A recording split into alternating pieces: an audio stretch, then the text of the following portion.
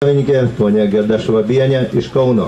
Na, o žirgas atstovauja jau Baltijos Hanoverių veislės žirgų augintojų asociacijos interesus, galima sakyti taip, kadangi šio žirgo veislė jau yra Baltijos Hanoveriai. Kaip jau minėjau, nuo 2004 metų lietuviai neturi teisės vadinti grynuoju veisimu veisdami žirgus tų šalių pavadinimais, kurių yra užpatentuotas šalyse išvestos veislės pavadinimas. Raimondas Bobrauskas, daugkartinis Sovietų Sąjungos čempionas, legendinės komandos Sovietų Sąjungoje.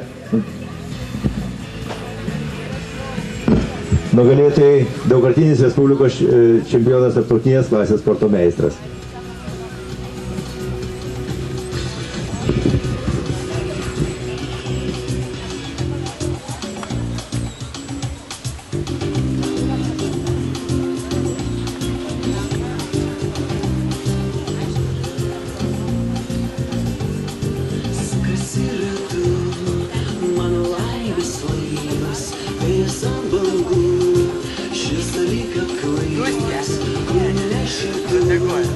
Mano laimės laimė, ar tiesiog